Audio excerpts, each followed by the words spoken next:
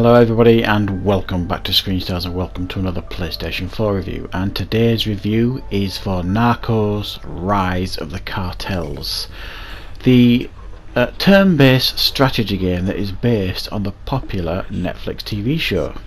Now I don't watch the TV show, I have never watched it. It's not something I'm against. I probably would get round to watching it eventually, I just haven't seen it so far.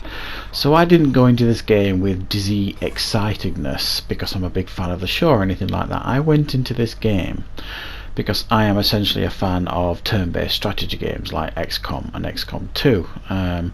They are wonderful games when they're done right, and there have been many a pretender ever since the XCOM games have been coming back out, especially since XCOM 2, and there have been many a game developer has tried to latch onto the popularity of that kind of game.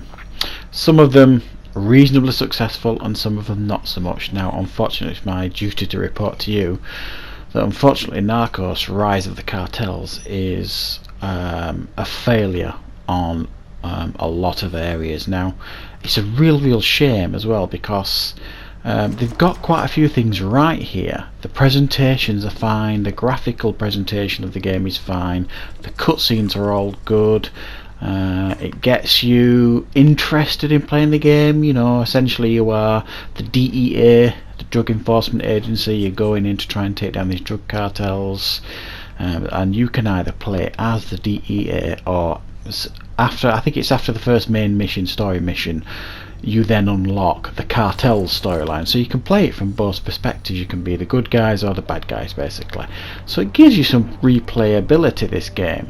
You can do it from both perspectives. That's a good idea.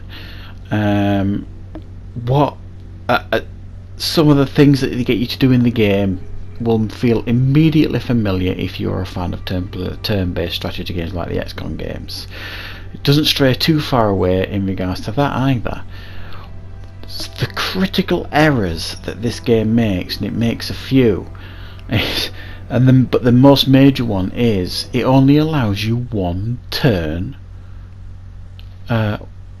one action per turn, which you go into missions for the most part with 5 squad members, but it's completely pointless because you can't use them. You can only use one person at a time per turn. You can move one person and then do one action, whether it be target and shoot somebody, or I don't know, whatever it might be, reload your weapon, or put him in Overwatch. It's not called Overwatch in this game, but it's the same sort of thing, and that's it. It's your turn over, then it's their turn. So it's like your turn, their turn, your turn, their turn. It's like you each take a turn, one after each other. So it completely ruins any tactical approach that you want to have in this game. You can't outflank people, you can't put tactics together. You've just got to hope that you can get your team through alive. And pretty much every single mission that I've played on this, you lose 1 or 2 team members at least. It's impossible not to. And I do not understand why they chose this decision, why they made this decision in this game. Have they not watched any of these games? Have they not playtested any of these other games on the market, namely XCOM?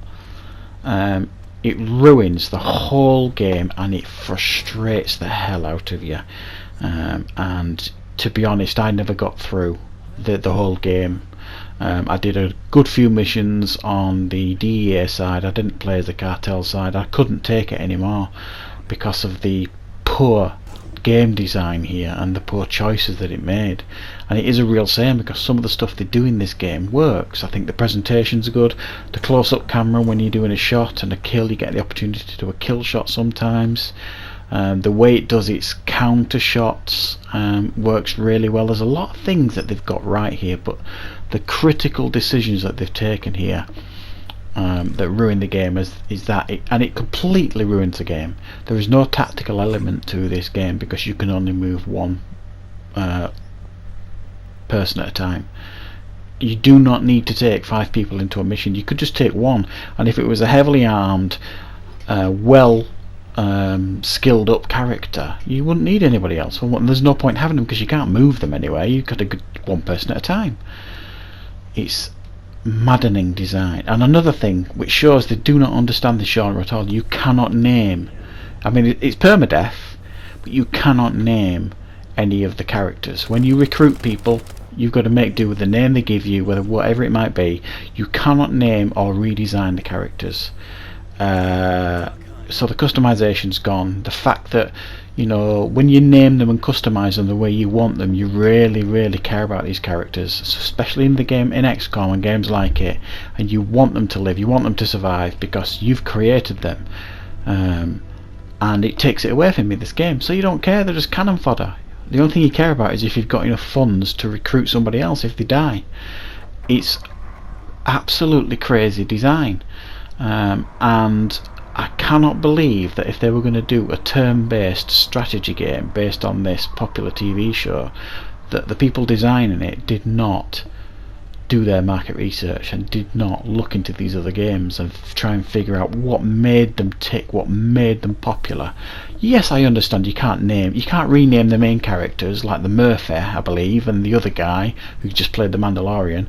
There are some characters in this game that you can't rename because they are in the TV show. I get that, I really get that, and you know they're important because if they die on the field of battle, that mission is over.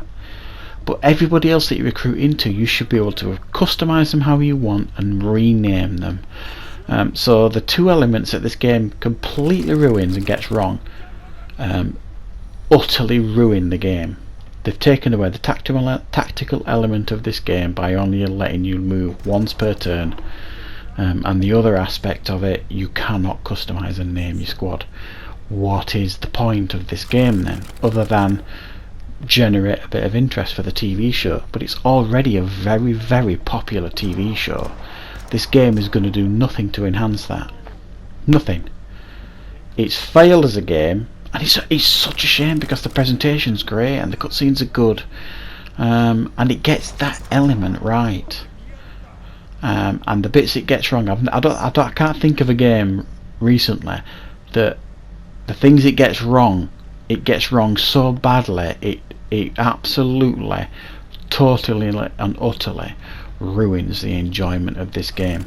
So I would say, if you're a fan of turn-based strategy games, I would avoid this. I mean, I'm quite pleased in the sense of I picked this up in a sale, in the January sale. It was half price. I only paid something like $12.99 in the UK for it. But even then I've not got my value for money for it because I've not completed it, and I've no intention of completing it because it is not fun to play. It's just frustrating. I don't like playing games that makes me want to throw my controller across the room. I'm too old for that now. I want to play games that I can think about and be tactical about and try and outthink the enemy, and this you can't. There's no point, you cannot do that in this game. It doesn't allow you. So simply put, this has to be a 5 out of 10, and I think I'm being generous with that score. It's an utter failure in what it's trying to be, in the genre it's trying to move into. It has failed miserably. So I would suggest giving this game an absolute miss. Unless you absolutely have to buy it, I would wait for a rock bottom sale in a couple of months. You might pick it up for a £5. So I hope you found the review useful. Thanks for watching.